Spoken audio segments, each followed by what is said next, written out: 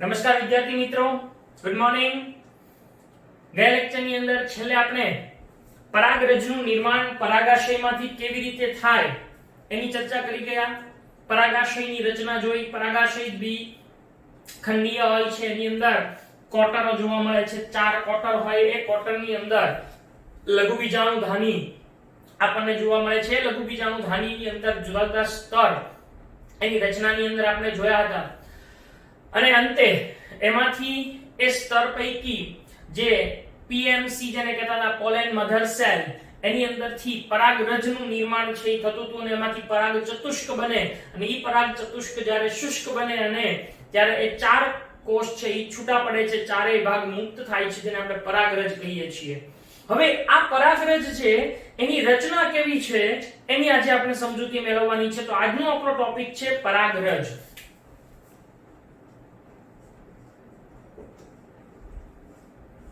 જેને અંગ્રેજીમાં પોલેન તરીકે ઓળખવામાં આવે છે.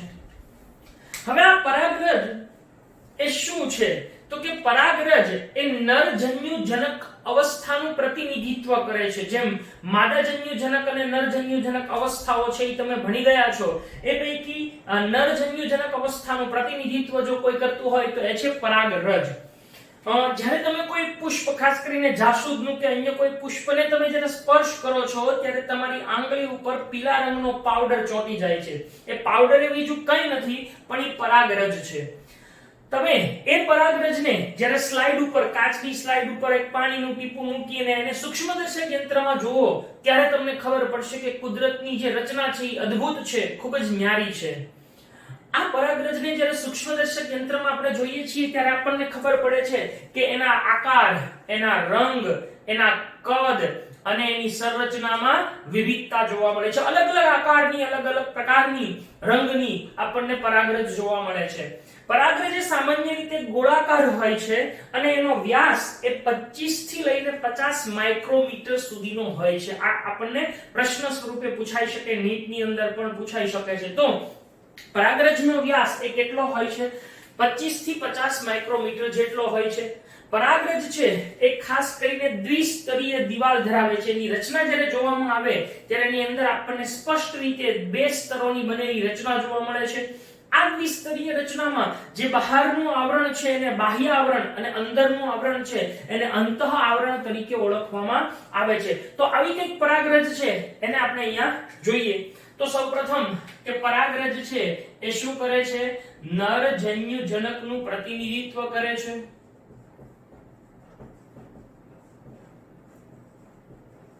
બરાબર.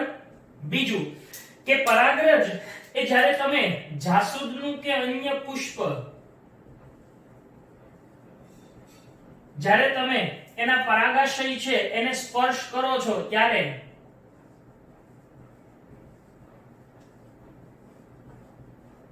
આપણને શું જોવા મળે છે? તો કે આપણી આંગળીઓ ઉપર એક પીળા રંગનો પાવડર જેવું જોવા મળે છે. એ પાવડર એ બીજું કાંઈ નથી, ઈ શું છે? પરાગરજ દર્શાવે છે. દર્શાવે છે. આ પરાગરજ એને જ્યારે તમે સૂક્ષ્મદર્શક યંત્રમાં નિહાળીએ ત્યારે એની અંદર શું જોવા મળે છે? તો કે સૂક્ષ્મદર્શક યંત્રમાં જોતા તેના રંગ, આકાર, કદ અને સંરચના, આ બધી જ બાબતોની અંદર શું જોવા મળે છે? વિવિધતા જોવા મળે છે. રંગ, કદ, આકાર અને સંરચનાની અંદર એના આકાર જુદા જુદા હોય છે. સામાન્ય રીતે પરાગરજ છે ઈ કેવી હોય છે? ગોળાકાર હોય છે અને એનો વ્યાસ કેટલો જોવા મળે છે? 25 થી લઈને 50 માઇક્રોમીટર જેટલો હોય છે. આમ પરાગરજનો વ્યાસ એ 25 થી 50 માઇક્રોમીટર જેટલો હોય છે. પરાગરજની રચના જોવામાં આવે તો એ પરાગરજની રચનામાં આપણને શું જોવા મળે છે તો કે પરાગરજની રચના એ મુખ્યત્વે દ્વિસ્તરીય દિવાલ ધરાવતી હોય છે. હવે આ જે દ્વિસ્તરીય દિવાલ જોવા મળે છે એ કેવી હોય તો કે એની અંદર બે સ્તરો જોવા મળે છે. એક બહારનું જેને શું કહેવાય છે બાહ્ય સ્તર અને અંદરનું એને કહીએ છીએ અંતઃ સ્તર. તો આમ બે સ્તરોની બનેલી દિવાલ જોવા મળે છે. હવે પરાગરજની આપણે આકૃતિ દ્વારા સમજૂતી મેળવીએ તો આપણને વધારે સ્પષ્ટ થશે. એટલે અહીંયા હું આકૃતિ દોરું છું, ખાસ ધ્યાન રાખજો.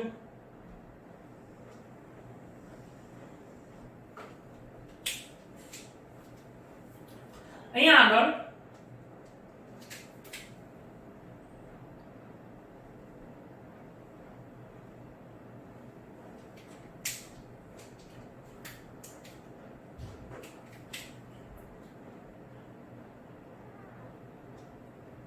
આ બહારનું સ્તર છે. જો આ બહારનું સ્તર,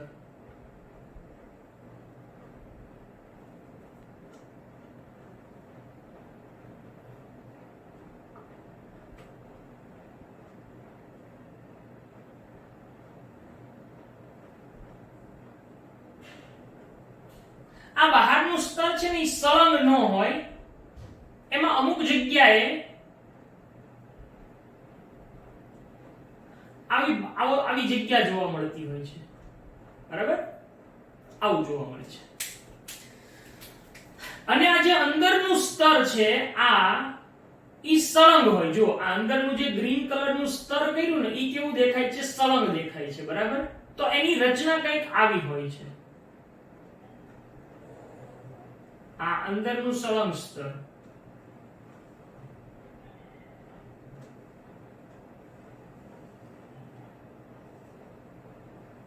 બરાબર. અહીંયા આગળ આ પરાગરજ છે, એમાં આ ભાગ છે એને આપણે શું કહીએ છીએ? બાહ્ય સ્તર. અને અંદરનું જે ગ્રીન કલરનું જોવા મળે છે એ શું છે? અંતઃ સ્તર. એટલે કે અંદરનું સ્તર. બરાબર છે, એ અંતઃ સ્તર કહીએ છીએ. અચ્છા, આવડું આ શું છે તો કે આ છે ઈ કોષ કેન્દ્ર છે. ઓકે, અને અહીંયા આગળ શું આવેલો હોય તો કે આ બધો એનો કોષ રસ જોવા મળે છે. આવી એની રચના આપણને જોવા મળે. કોની? આ પરાગરજની રચના છે. હવે એના પહેલા આપણે બાહ્ય સ્તરની વાત કરશું અને પછી એના અંતઃ સ્તરની. સૌથી પહેલું છે બાહ્ય સ્તર. ઓકે, બાહ્ય સ્તર એ મુખ્યત્વે સખત હોય છે અને એ એક ચોક્કસ પ્રકારના પ્રતિરોધક કાર્બનિક દ્રવ્યનું બનેલું હોય છે જેનું નામ છે સ્પોરોપોલેનિન. આ શબ્દ યાદ રાખજો, સ્પોરોપોલેનિનનું બનેલું હોય છે. એ સખત આવરણ એ ખૂબ મજબૂત હોય, એ એક પ્રતિરોધક કાર્બનિક દ્રવ્ય છે. અને એ શું કામ એટલું સખત છે તો તમને ખ્યાલ આવે એટલે કહી દઉં છું કે અહીંયા આગળ આ જે સખત આવરણ છે એની ઉપર કોઈ ઊંચા તાપમાનની, જલદ એસિડની, જલદ બેઝની કોઈ અસર થતી નથી. ઈવન ઉત્સેચકો પણ એને અવનત નથી કરી શકતા, એને તોડી શકતા નથી. એટલું ઈ સખત હોય છે, મજબૂત હોય છે. આમ આ જે બાહ્ય આવરણ છે એની આ એક વિશેષતા છે કે જેથી ઉત્સેચકો પણ એને તોડી શકતા નથી. બરાબર. પણ તમે જુઓ અહીંયા આકૃતિમાં મેં તમને એક વસ્તુ બતાવેલી છે કે અમુક જગ્યાએ જ્યાં આગળ સ્પોરોપોલેનિનની ગેરહાજરી છે, જુઓ અહીંયા અમુક જગ્યાએ એની ગેરહાજરી છે, એ ભાગને કહેવાય છે જનન છિદ્ર. શું કહેવામાં આવે છે? જનન છિદ્ર તરીકે ઓળખવામાં આવે છે. આ પણ આપણે યાદ રાખવાનું છે. તો એ જનન છિદ્ર તરીકે ઓળખાય છે. આ સ્પોરોપોલેનિનની હાજરીને કારણે પરાગરજ છે એ ખૂબ લાંબો સમય સુધી એ અવશેષ સ્વરૂપે, એટલે કે જેને આપણે એમ કહીએ કે અશ્મિઓ સ્વરૂપે સંગ્રહી શકાય છે. તો આમ પરાગરજ છે એની અંદર આ બહારનું સ્તર એ આવું સખત હોય છે અને જે આ પ્રકારનું કાર્ય કરતું હોય છે. તો આપણે પહેલા કોનાથી વાત કરીએ છીએ? બાહ્ય સ્તરની વાત કરીએ છીએ. બરાબર?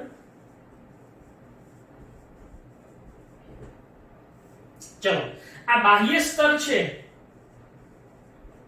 ઈ કેવું હોય છે? સખત અને શેનું બનેલું હોય છે? સ્પોરોપોલેનિન નું બનેલું હોય છે. આ સ્પોરોપોલેનિન એ ખરેખર શું છે? તો કે એ એક પ્રતિરોધક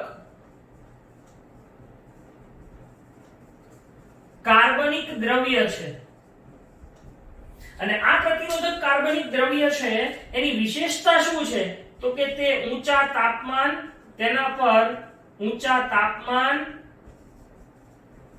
જલદ એસિડ કે જલદ બેઝ ની અસર થતી નથી. આ ઉપરાંત ઉત્સેચકો પણ તેને અવનત કરી શકતા નથી. બરાબર છે? હા, જે ભાગે સ્પોરોપોલેનિન ગેરહાજર છે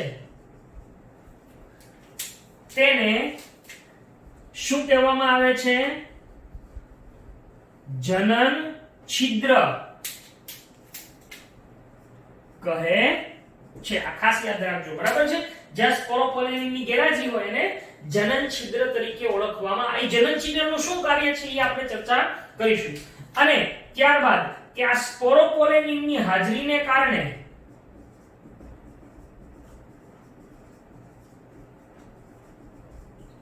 શું થઈ શકે છે?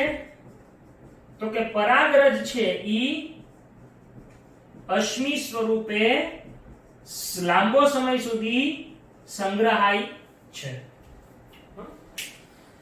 હવે અહીં આપણને પ્રશ્ન થવો જોઈએ કે આ બહારનું આવરણ છે એ શું કામ એટલું સખત હશે?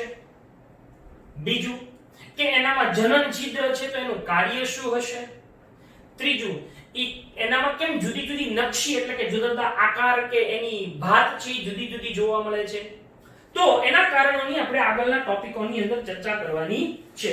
અહીંયા આપણને ટેક્સ્ટ બુકમાં એવું લખેલું છે કે તમને આવો પ્રશ્ન ઉદ્ભવશે એટલે હું અહીંયા તમને જણાવું છું. હવે આ આપણે કરી બાહ્ય સ્તરની વાત થઈ. આ બાહ્ય સ્તર એ સ્પોરોપોલેનિન નું બનેલું હોય છે. હવે આપણે વાત કરીએ છીએ અંતઃસ્તરની. જે અહીંયા ડાર્ક ગ્રીન કલરનું દેખાડેલું છે એ અંતઃસ્તર. તો હવે આપણે અંતઃસ્તરની રચનાને સમજીએ. ચલો, બીજું અંતઃસ્તર.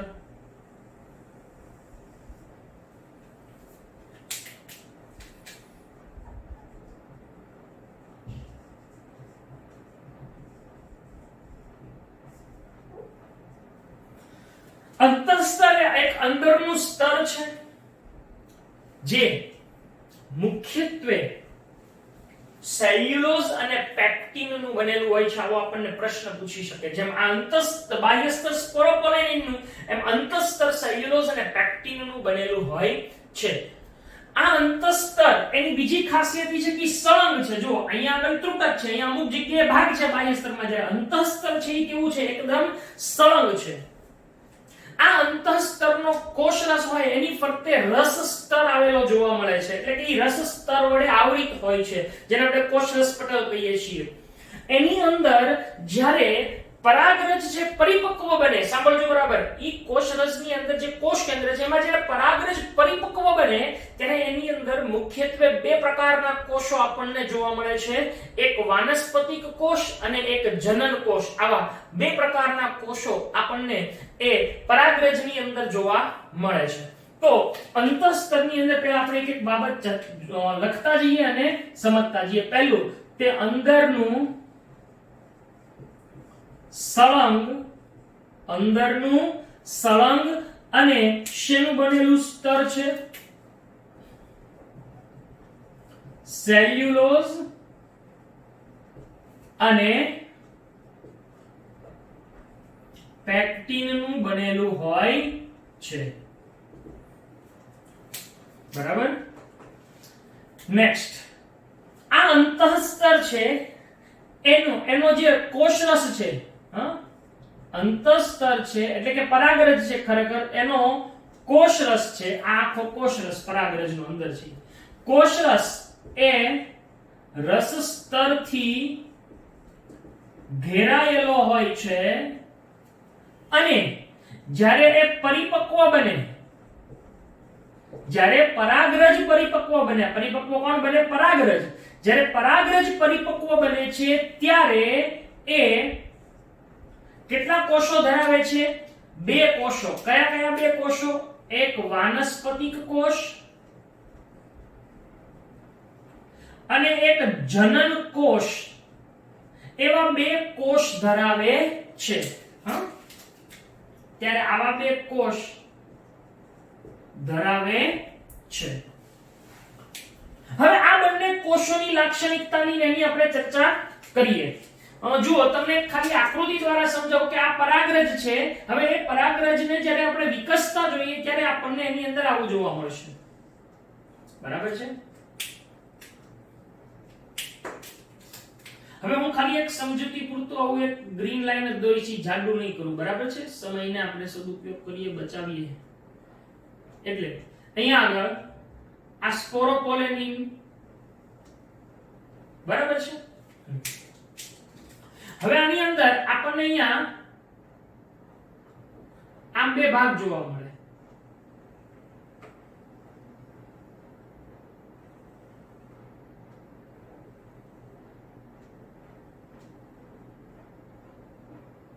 બરાબર છે. આ 2 ભાગ જોવા મળે છે. એમાં મોટો વાનસ્પતિક કોષ અને નાનો છે એને જનન કોષ તરીકે ઓળખવામાં આવે છે. બરાબર છે. આવા 2 કોષ છે એ આપણને જોવા મળે. કોની અંદર? પરાગરજની અંદર.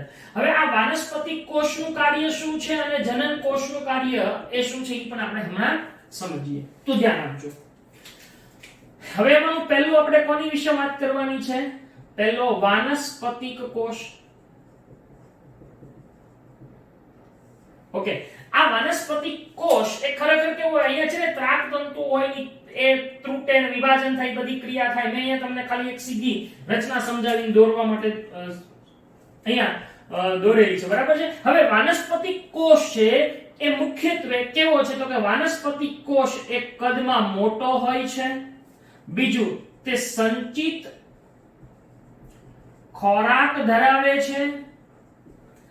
તે સંચિત ખોરાક ધરાવે છે.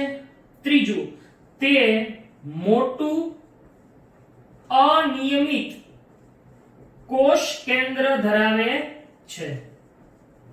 એટલે એનું કોષ કેન્દ્ર એ ખરેખર આવડું મોટું આમ જોવા મળે છે. તો મોટું અનિયમિત કોષ કેન્દ્ર ધરાવે છે. બરાબર. જ્યારે બીજી વાત કરવાની છે આપણે કયા કોષની? તો કે બીજી વાત કરવાની છે આપણે જનન કોષની. બરાબર છે. હવે આ જનન કોષ છે એ શું છે? જુઓ, આ ખરેખર આ જનન કોષ એ કદમાં નાનો કોષ છે. બીજું, આ જનન કોષ એ વાનસ્પતિક કોષના કોષરસમાં જ તરતો હોય છે.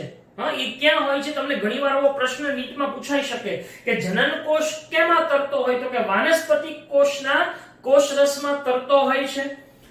આ જનન કોષ એ નાનો છે, વાનસ્પતિક કોષના કોષરસમાં તરે છે. ઉપરાંત તેનું ઘટ્ટ કોષરસ અને કોષ કેન્દ્ર ધરાવે છે. એનું કોષરસ ઘટ્ટ હોય છે અને એ કોષ કેન્દ્ર પણ ધરાવતો હોય છે.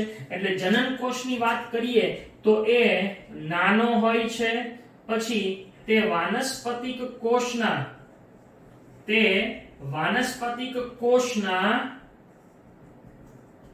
કોષરસમાં શું હોય છે? તરતો હોય છે. અને બીજી વાત કે તે ઘટ્ટ કોષરસ અને કોષ કેન્દ્ર ધરાવે છે. તો અહીંયા આગળ પરાગરજનું જે અંતઃસ્તર છે એની વાત કર્યા પછી અહીંયા એના અંદર 2 કોષ છે જે પરાગરજના હવે અહીંયાથી પાછી પરાગરજની વાત જ આપણે શરૂ છે.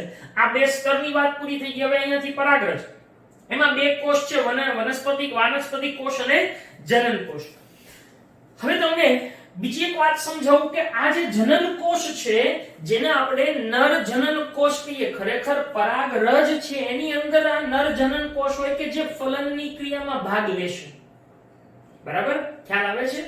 તો હવે કેટલીક વાર એવું બને છે કે મોટા ભાગે 60% જેટલી આવૃત બીજધારી વનસ્પતિઓમાં શું હોય કે જ્યારે પરાગરજ મુક્ત થાય છે, પરાગાશયનું સ્ફોટન થઈને પરાગરજ મુક્ત થાય ત્યારે એ આ બે જ કોષો ધરાવતો એટલે કે દ્વિકોષી અવસ્થામાં મુક્ત થાય છે. એટલે કે એમાં એક વાનસ્પતિક કોષ હોય ને એક જનન કોષ હોય છે મોટા ભાગની વનસ્પતિઓમાં.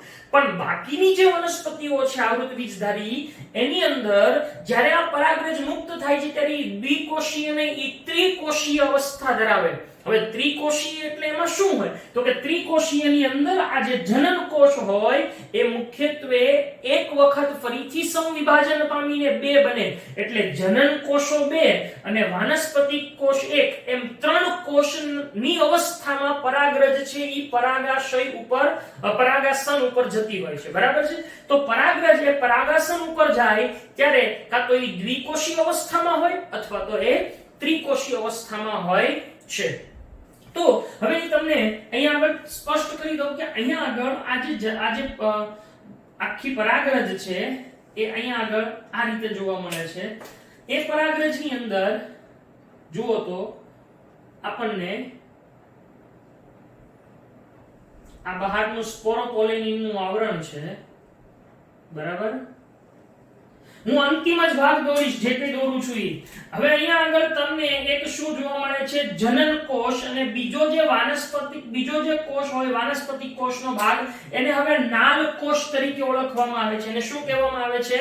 નાલ કોષ તરીકે ઓળખવામાં આવે છે. એટલે આ એક જનન કોષ છે અને આ વાનસ્પતિક કોષ અથવા તો નાલ કોષ તરીકે ઓળખવામાં આવે છે.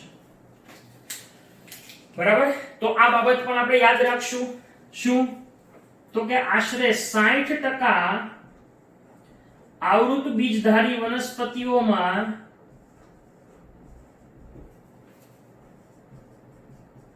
પરાગરજ એ કેવી અવસ્થામાં? દ્વિકોષી, એટલે કે એક વાનસ્પતિક અને એક જનન કોષ. ખ્યાલ આવે છે? અને બાકીની આવૃત બીજધારી વનસ્પતિઓમાં પરાગરજ એ ત્રિકોષી. અચ્છા, ત્રિકોષી એટલે એક વાનસ્પતિક અને બે જનન કોષ. અચ્છા, હવે આ જનન કોષ એટલે શું તો કે ખરેખર આ જનન કોષ એટલે નરજન્યુઓ, ચલકુજન્યુઓ. હવે સાંભળજો, અહીં એમ કહે છે કે જ્યારે ત્રિકોષી અવસ્થા હોય ત્યારે, આ બાબત ધ્યાન રાખજો કે ત્રિકોષી અવસ્થામાં જે એક જનન કોષ હોય તે સમવિભાજન પામીને બે જનન કોષો એટલે કે નરજન્યુઓ નું નિર્માણ કરે છે. એટલે આવી રીતે એ ત્રિકોષીય અવસ્થા ધરાવતો હોય છે. એટલે આમ જ્યારે પરાગરજ છે એ પરાગાસન ઉપર જાય ત્યારે બે અવસ્થા હોય, કાં તો દ્વિકોષી અથવા તો ત્રિકોષી. બરાબર છે? તો આ થઈ ગઈ પરાગરજની રચના. અને પરાગરજ છે એ કઈ અવસ્થામાં મુક્ત થાય છે. હવે પરાગરજ માટેની બીજી કેટલીક બાબતો પણ આપણે ચર્ચા કરવાની છે, તો એને આપણે જોઈએ.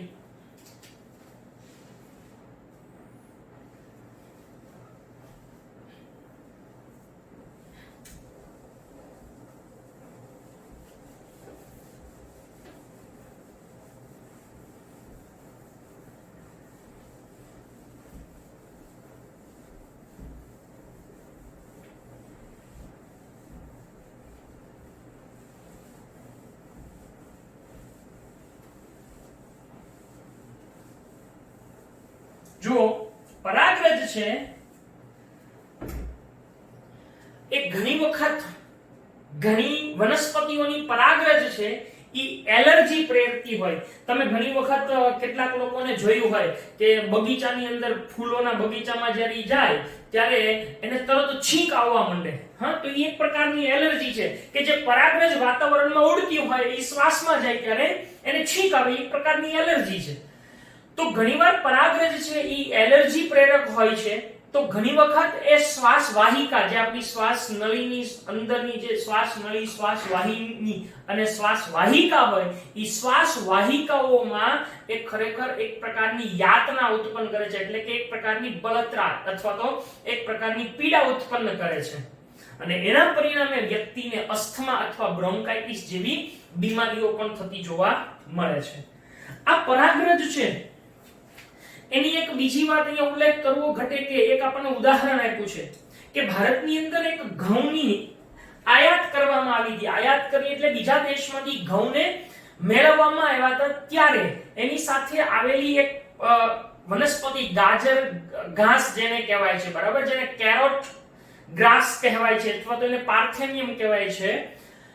એ પાર્થેનિયમ છે એ મુખ્યત્વે એક પ્રકારની આવી એલર્જી પ્રેરક પરાગરજ ઉત્પન્ન કરે છે. તો એક એનું ઉદાહરણ છે આ એલર્જી પ્રેરક છે, બરાબર, અને ઘણી જગ્યાએ એ એલર્જી પ્રેરે છે.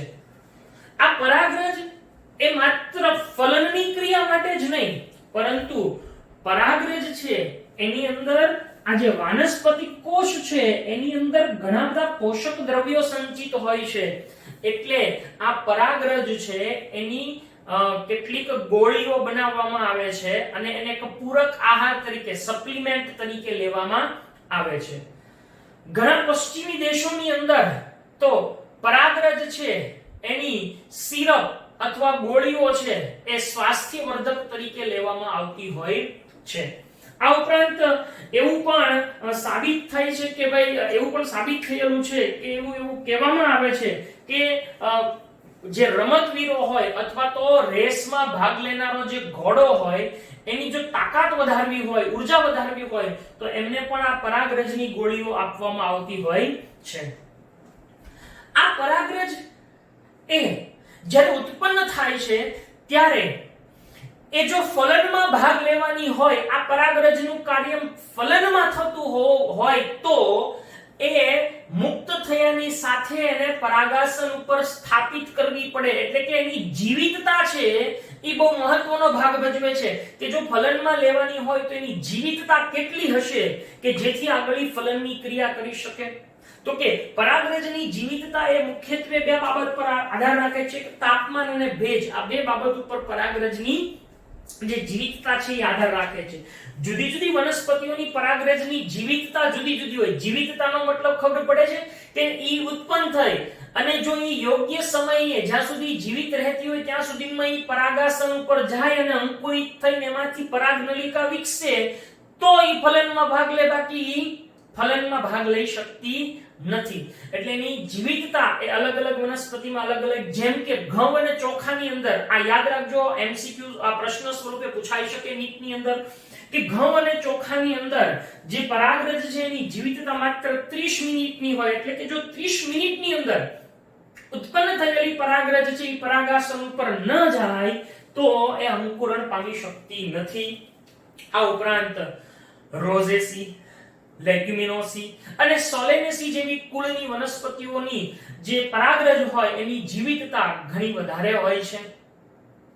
આમ આ પરાગરજ છે એની જીવિતતા પણ ફલન પર અસર કરતી હોય છે. બીજું, આજે આપણે જાણીએ છીએ કે કેટલાક મનુષ્યો અને પ્રાણીઓ છે એના શુક્રકોષો અથવા તો વીર્યને કૃત્રિમ વીર્યદાન પદ્ધતિ માટે સાચવવામાં આવતા હોય છે. એવી જ રીતે આજે વનસ્પતિની પરાગરજ છે એને પણ પ્રવાહી નાઇટ્રોજનની અંદર -196 સેલ્સિયસ તાપમાને એને સાચવવામાં આવે છે અને એને જેમ આપણે કેમ બેંક હોય એમ એવી પરાગ નિધિ ની અંદર આવી પરાગરજને સ્ટોર કરવામાં આવે છે. અને જ્યારે પાક સંવર્ધન કે પાક સુધારણા હોય એની અંદર જેમ કેમ બીજ નિધિ છે એમ બીજ નિધિની જેમ આ પરાગ નિધિ નો ઉપયોગ છે પાક સુધારણા અને સંવર્ધન માટે કરવામાં આવતો હોય છે. તો આવી રીતે પરાગરજ એક કાર્ય કરતી હોય છે. તો હવે આપણે જે કઈ બીજી વાત ચર્ચા કરી છે એને લખતા જઈએ કે પરાગરજ છે ઈ કેટલીક વાર શું કરતી હોય છે? એલર્જી પ્રેરે છે.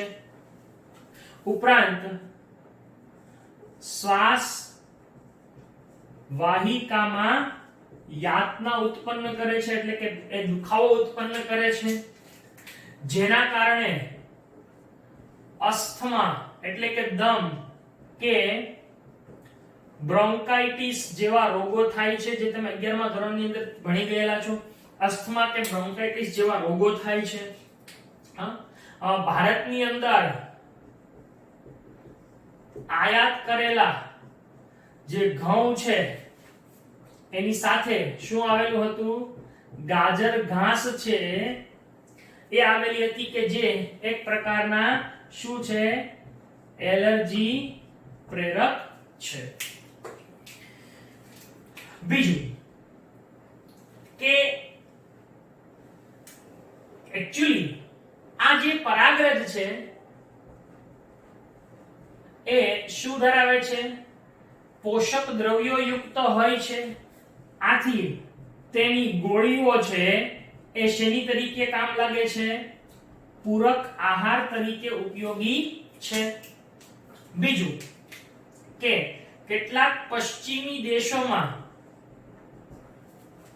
દેશોમાં સ્વાસ્થ્યવર્ધક દવા તરીકે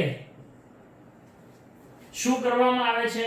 તો કે પરાગરજ છે એની કાં તો સિરપ અથવા તો ગોળીઓ ટેબ્લેટના સ્વરૂપમાં આપણને ટેક્સ્ટબુક ની અંદર એનો ફોટોગ્રાફ આપ્યો છે, જોઈ લેજો. સિરપ અથવા ગોળીઓ છે એ આપણને ત્યાં આગળ પશ્ચિમી દેશના લોકો ઉપયોગ કરે છે. આ ઉપરાંત એમ કહેવાય છે કે કેટલાક રમતવીરો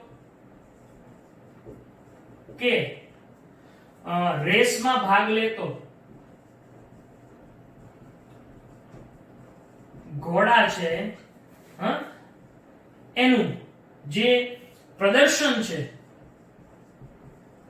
એ વધારવા માટે પણ આ જે સ્વાસ્થ્યવર્ધકો છે એ આપવામાં આવે છે, અથવા તો શક્તિવર્ધકો આપવામાં આવે છે. આ ઉપરાંત પરાગરજ છે એની જીવિતતા પણ બહુ અગત્યનો ભાગ ભજવે છે. ઘઉં અને ચોખા એની અંદર પરાગરજની જીવિતતા કેટલી હોય છે? 30 મિનિટ જેટલી હોય છે. જ્યારે રોઝેસી, લેગ્યુમિનોસી અને સોલેનેસી કુળ છે એની કેટલીક વનસ્પતિઓ છે એની પરાગરજની જીવિતતા એ વધુ સમયની હોય છે, ઘણા મહિનાઓ સુધીની હોય છે. જેમ મનુષ્ય કે અન્ય પ્રાણીઓ છે એના વીર્ય અથવા તો શુક્રકોષો છે એને કૃત્રિમ વીર્યદાન માટે ઉપયોગમાં લેવામાં આવે છે. એવી જ રીતે જે પરાગરજ છે એને પ્રવાહી નાઇટ્રોજનમાં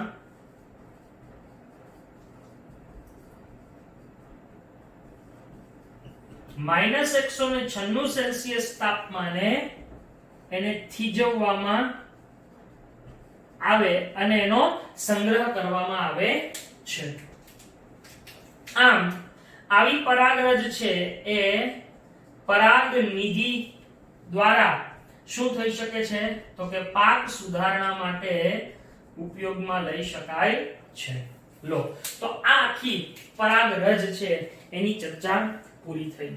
તો અહીંયા આગળ આપણે જે નર પ્રજનન ભાગ છે વનસ્પતિના પુષ્પનો એની અહીંયા સંપૂર્ણ ચર્ચા પૂરી થાય. હવે આપણે બીજો ભાગ જોવાનો છે માદા પ્રજનન અંગ, જેને આપણે સ્ત્રી કેસર કહીએ છીએ. તો એ સ્ત્રી કેસરની રચના કેવી છે અને એની ચર્ચા આપણે આવતા લેક્ચરથી કરશું. તો આજના લેક્ચરની અંદર આપણે અહીંયા સુધી રાખીએ.